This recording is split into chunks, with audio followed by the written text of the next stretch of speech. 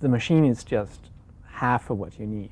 The other part is the software. And quite frankly, it just sucked. I had been programming for half my life at that point, and I just knew that I was the best programmer in the world. Souvent, on fait une confusion entre Linux et Unix. On dit un petit peu que c'est la même chose, que c'est une catégorie, un peu tout ce qui est Unix, et bah c'est tout ce qui est Linux, c'est pareil. Mais en fait, il y a quand même une assez grosse différence, c'est deux systèmes d'exploitation complètement différents. Et à la base, en fait, je voulais faire une petite vidéo pour expliquer ça. Mais bon, je me suis renseigné, parce que comme je suis pro quand même, et donc j'ai lu pas mal de trucs sur d'où est-ce que ça venait, l'histoire des systèmes d'exploitation, qu'est-ce qui a été fait en premier, pourquoi, pour quelles raisons, et c'était grave intéressant, donc je me suis dit que j'allais faire une vidéo peut-être un peu plus large que juste la différence entre Linux et Unix. Et donc le premier truc qui est apparu dans mes recherches, dans les archives de l'internet, je peux pas vous parler de Linux et Unix avant de vous parler de Bell Labs. Donc comme son nom l'indique, c'est un laboratoire de recherche qui a été créé par Alexander Graham Bell, bon c'est le nom du type, en 1890 ou 1880, quelque chose comme ça, donc ça fait un bail. Et ce que j'ai trouvé super intéressant, c'est qu'en fait, Alexander Graham Bell, c'est le mec qui a inventé le téléphone, entre autres, et qu'il a fait pas mal d'études sur le son, comment faire en sorte que le son, on puisse, pas le digitaliser, mais tu vois, le faire passer dans un fil en gros, quoi. Comment le capter, puis comment le sortir de l'autre côté. Et donc il a fait pas mal d'expériences là-dessus, et il a gagné le prix Volta. Et le prix Volta, c'est un prix français qui a été créé par Napoléon, genre super longtemps encore avant, qui était de 20 000 francs, je crois, de francs de l'époque, qui correspond avec l'inflation aujourd'hui à genre 200 000 balles à peu près. Et en fait, le type, grâce à ses découvertes sur le son, il a gagné ce prix, et c'est grâce à l'argent des Français qu'il a pu créer Bell Labs, qui est ce laboratoire qui a été destiné à créer plein de trucs. Et quand on regarde l'histoire de Bell Labs, c'est incroyable tout ce qu'ils ont créé, quoi. Je vais chercher mes notes dans mon nouveau bureau. Je suis en train d'aménager une pièce pour pouvoir faire les vidéos, pour plus mettre 3 mois entre chaque vidéo. Et donc ouais, ce qu'ils ont inventé, ce qui est sorti de Bell Labs, c'est incroyable. Alors, donc Bell Labs, ils ont fait, en plus de tous les travaux qu'ils ont fait sur le son, qui ont inventé le téléphone, etc., genre c'est quand même une invention pas mal, ils ont inventé le transistor. Donc en gros, ils ont inventé les ordinateurs. Avec ces transistors, ils ont inventé les premiers calculateurs pour faire des calculs de plus en plus compliqués, jusqu'à faire des ordinateurs. C'est eux qui ont inventé le laser. C'est une technologie qu'on utilise tous les jours. Il y a plein de trucs qui ne pourraient pas exister aujourd'hui sans le laser. Encore moins sans le transistor, j'en parle même pas. C'est là-bas aussi qu'a été inventé le langage C. On a entendu parler assez récemment, c'était il y a 1 ou 2 ans, quand il y a Dennis Ritchie, le co-inventeur du langage C qui est mort récemment. On en a beaucoup parlé. Donc c'est lui avec Ken Thompson qui a inventé ce langage-là à Bell Labs. Et c'est là où on en vient où on fait la boucle, on revient un petit peu sur notre petite histoire. C'est ces deux types-là qui ont inventé Unix. Et donc, pourquoi ils ont inventé Unix? Ils ne se sont pas réveillés un matin en disant « Vas-y, t'es chaud, on fait un système d'exploitation ». En fait, il faut remonter un petit peu avant. Et Bell Labs, donc évidemment, comme ils ont fait les transistors, ils ont fait des calculateurs, ils ont commencé à faire des ordinateurs, etc., ils ont commencé à s'intéresser au système d'exploitation, et ils voulaient créer un système d'exploitation. Donc ça existait déjà, le système d'exploitation, les ordinateurs, ça commençait, c'était dans les années 70, ça commençait à démarrer, mais c'était le début. Hein. Pour référence, DOS, donc en gros le précurseur de MS-DOS, c'était dans les années 80, et Linux c'est 91. Donc là on est vraiment dans les tout débuts des systèmes d'exploitation. Bell Labs, ils étaient en collaboration avec d'autres entreprises et d'autres universités pour créer un OS qui s'appelait Multics. Et Multics, c'était censé être un truc de fou, c'était censé terminer tous les systèmes d'exploitation qui existaient à l'époque. Le but, c'était vraiment de créer, d'inventer des fonctionnalités de système d'exploitation qu'il n'y avait dans aucun autre système. Donc je reprends mes notes vite fait, hein, parce que je les connais pas par cœur, mais c'est de là que vient le shell. Avant ça, le shell, c'était quelque chose qui était intégré, qui était un processus un peu particulier dans le système. Et une des inventions de Multics, c'était que le shell, c'était un programme comme les autres, qui avait des droits, des permissions comme tous les autres programmes, et que donc du coup, on pouvait créer son propre shell si on voudrait, parce que c'était un programme comme les autres, on pouvait créer son propre shell. Et ça, c'est quelque chose qui vient de Multics. Ce qui vient aussi, c'est le système de hiérarchie dans le file system. Donc ce qu'on connaît dans Linux, là, quand on va par exemple dans var, log, apache, blablabla, le fait de pouvoir descendre plus ou moins à l'infini dans les répertoires, ça aussi, c'est une idée qui vient de Multics. Enfin, à l'époque, t'avais des espèces de répertoires, et souvent, tu pouvais mettre un répertoire dans un répertoire, mais tu pouvais pas aller plus loin que ça, t'avais pas plus que 2 niveaux. Donc tu te retrouvais facilement avec pas mal de répertoires, ce qui, j'imagine, devait être un petit peu chiant, quoi. The Unix file system is like a file cabinet. In a file cabinet, there are folders. Within folders, there are letters, sheets of paper. Similarly, in the Unix file system, there are directories. C'est aussi le premier système d'exploitation qui était designé pour la sécurité, designé pour être sécuritaire. Donc en gros, il y avait par exemple les ACL, le fait qu'on puisse mettre des permissions pour chacun des fichiers. Ça pareil, ça vient de Multics. Avant ça, c'était la fête, ça n'existait pas. En fait, on pensait pas à la sécurité quand on faisait un système d'exploitation, quoi. Et en fait, c'était particulièrement important dans ce système d'exploitation-là, parce que Multics, il était censé être multi-utilisateur, donc plusieurs utilisateurs qui pouvaient l'utiliser en même temps. On pouvait tourner plusieurs processus dessus, et donc forcément, tu as besoin de sécurité s'il y a plusieurs personnes qui vont l'utiliser. Il était aussi censé être multiprocesseur, donc à l'époque, pour vous remettre un petit peu dans le contexte, c'était les tout débuts du PC, du personal computing, personal computer. En fait, avant ça, les ordinateurs étaient tellement balèzes ce qu'on faisait, c'est qu'on avait un ordi super balèze, et puis les utilisateurs, ils avaient des petits terminaux, qui étaient juste en gros un clavier et un écran, qui se connectaient au super gros ordinateur pour faire des commandes, faire des calculs, faire ce qu'ils avaient envie. Et donc forcément, si on a un gros ordinateur, et le fait de pouvoir mettre plusieurs processeurs, c'est quelque chose qui peut être intéressant pour partager entre utilisateurs. Un petit peu comme si aujourd'hui on a un gros ordinateur où dedans on met des VM qui font des choses différentes. Là c'était pareil, mais pour un ordinateur personnel, en gros. Tout le monde partageait le gros ordinateur. The timeshare computer for the center is an IBM 370 Model 155. It has 2 million bytes of core, 1 million high-speed core and 1 million low-speed.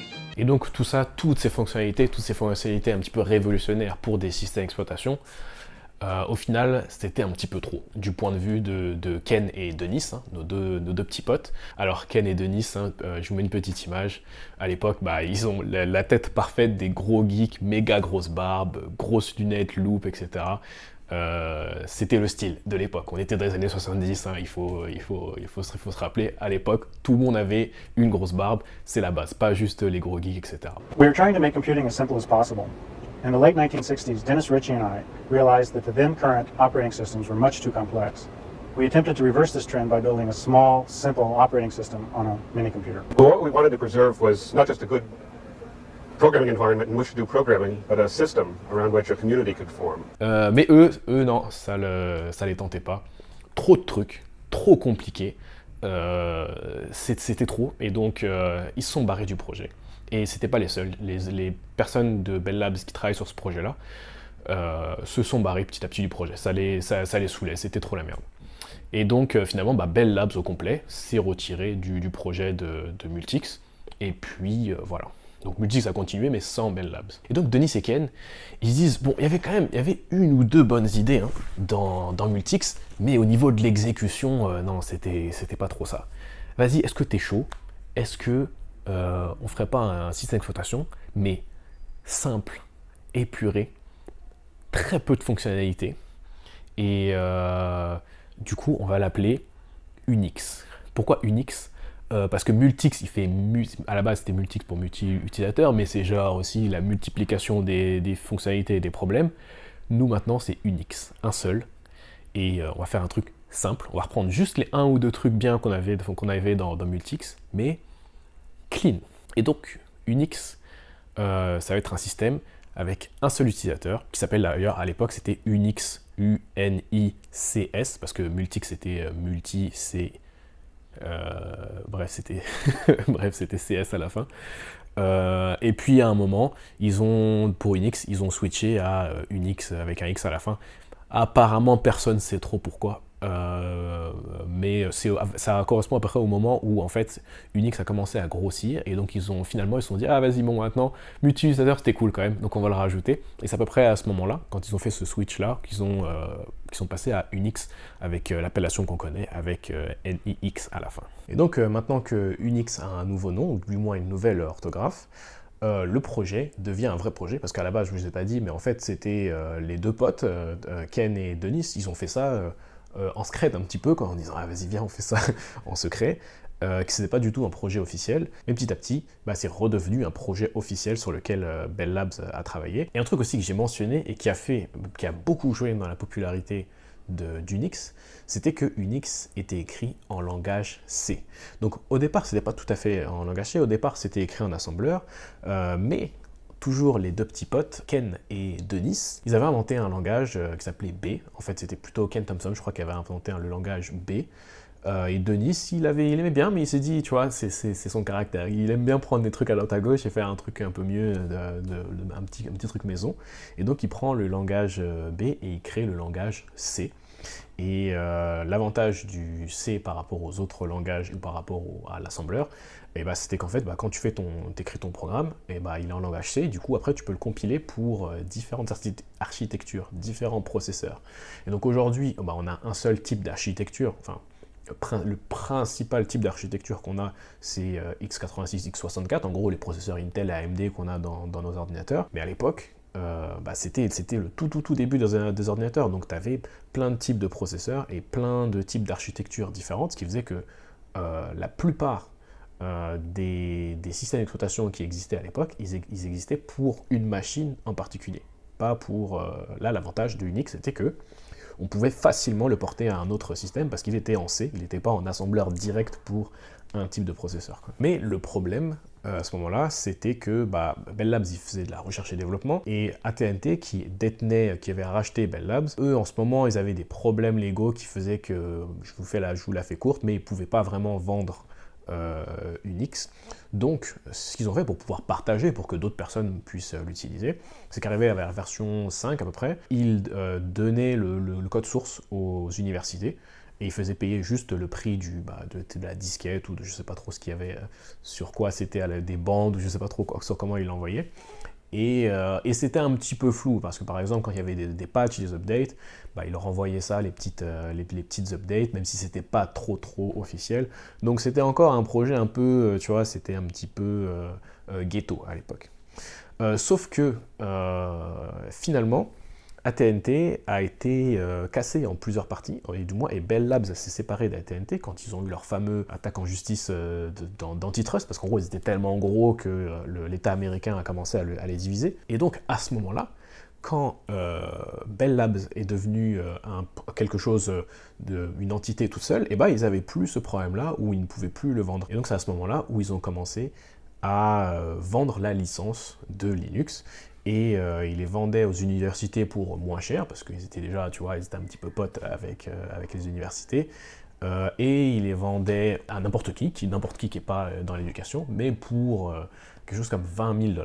Donc $20,000 de l'époque, donc c'est plus comme un 100 000 balles de maintenant, donc c'était pas n'importe qui. Pour une entreprise à la limite, mais pour un utilisateur lambda, personne va lâcher 100 000 balles. Bref, c'était cher. Et donc comme maintenant Bell Labs pouvait librement commercialiser Unix, ils l'ont fait, ils ont commencé à vendre des licences d'Unix, et donc on ne retrouvait plus la version open source. Les universités avaient plus droit à une version open source où ils pouvaient aller voir la source et puis, tu vois, trifouiller dedans, faire ce qu'ils avaient envie. Et donc là, Berkeley, ils étaient bien niqués, parce que, bon, ils étaient habitués à avoir les sources, à pouvoir modifier, à pouvoir enseigner à leurs étudiants comment sont faits des systèmes d'exploitation, et puis là, du jour au lendemain, ils peuvent plus, ou du moins, où ils doivent acheter des licences à des prix super abusés.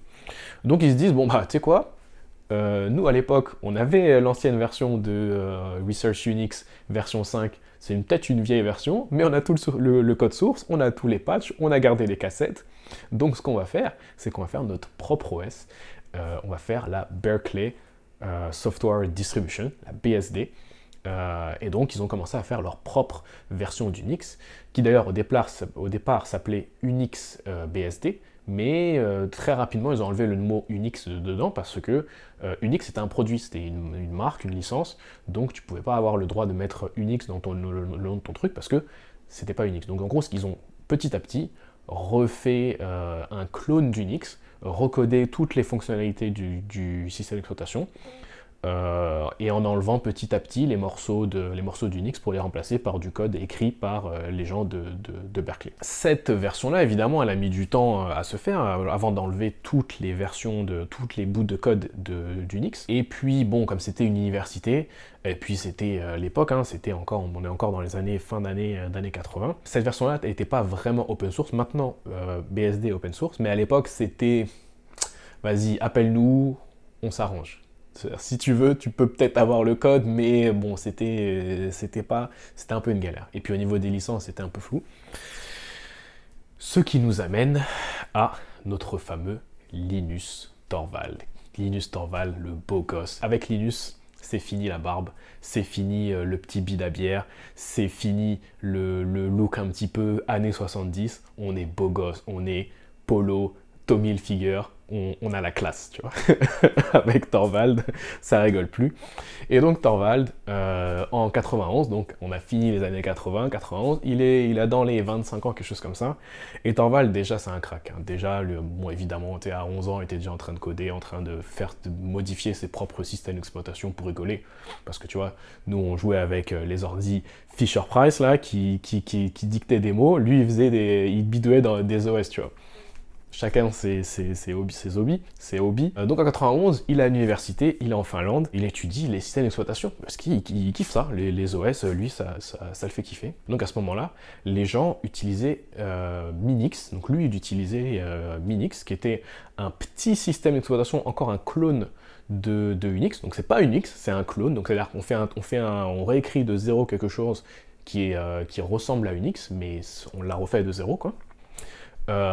Et qui est forcément Minix, hein, c'est petit, ce système-là, il a été fait juste pour étudier. Donc il a été fait par un professeur dans une autre université, je sais plus trop où, juste pour pouvoir étudier à ses étudiants. Tu vois, il y a des profs qui sont comme ça. Tu vois, on fait un cours de système d'exploitation, je t'écris mon système d'exploitation, tu vois. Et donc il partage ça, Minix, avec tout le monde.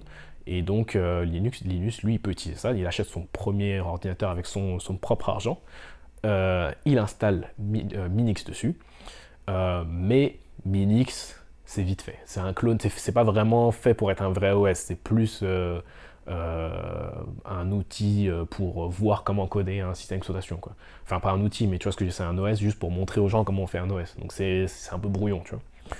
Et donc lui il se dit non mais moi j'aimerais bien avoir un vrai OS, tu vois, là j'ai mis toute ma thune dans un putain d'ordi, là ça m'a coûté 10 000 balles, j'ai pas envie d'avoir un OS flingué.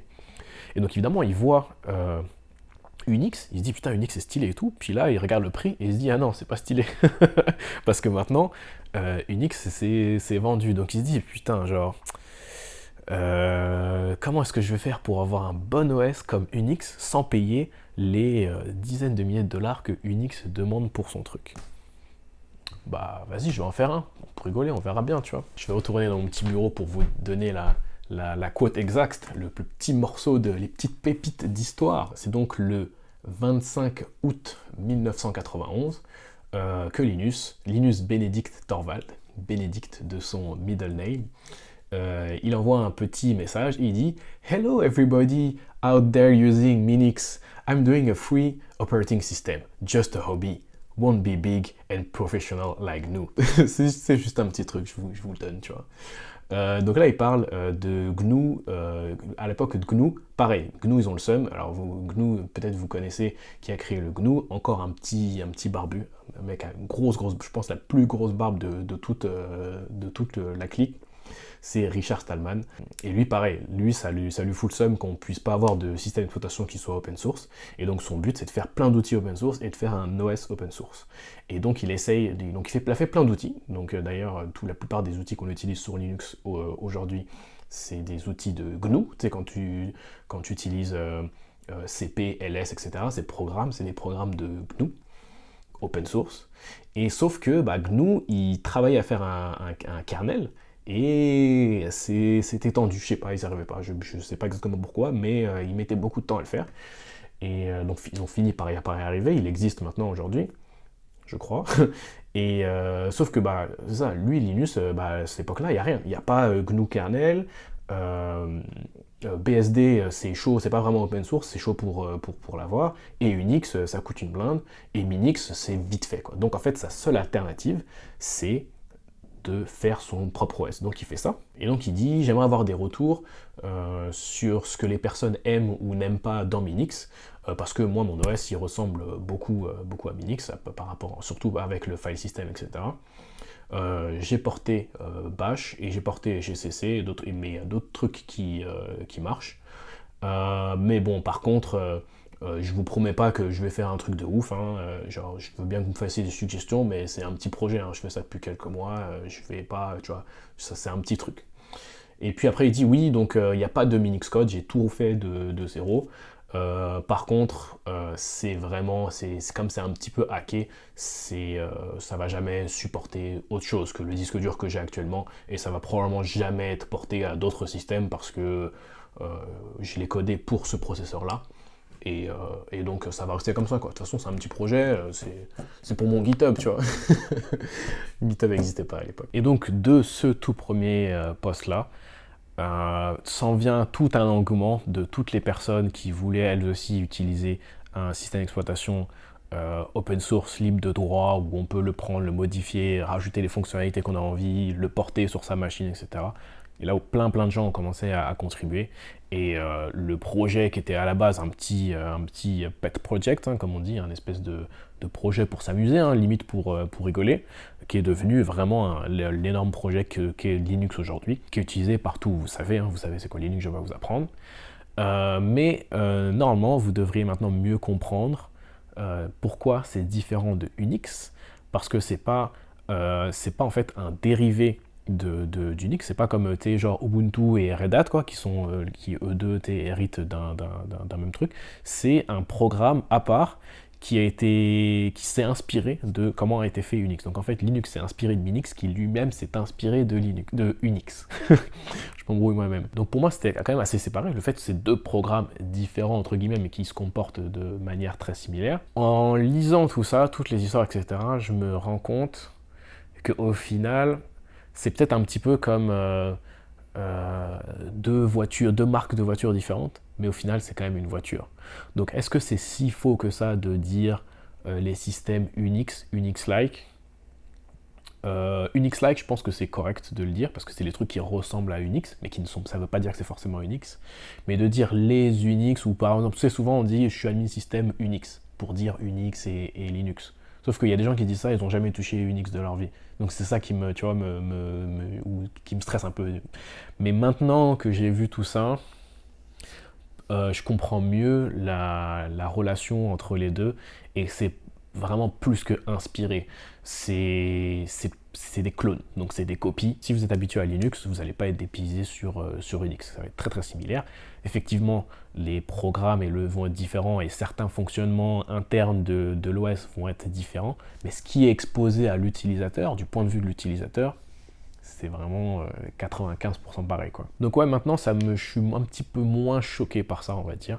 Je suis un petit peu moins, rigide là-dessus. Donc maintenant, si vous avez trouvé cette histoire intéressante, moi je vous suggère de la partager à vos potes, à vos collègues, pour pouvoir leur faire comprendre que l'histoire, pour pouvoir leur dire « Ah, tu comprends, l'histoire de l'industrie, c'est important, quelle honte de ne pas s'intéresser à l'histoire de ton industrie. » Comme ça, vous aurez l'air d'un mec intelligent, d'un mec cultivé. Donc voilà, je vous invite à partager la vidéo, et puis on se retrouve la semaine prochaine avec un peu de chance.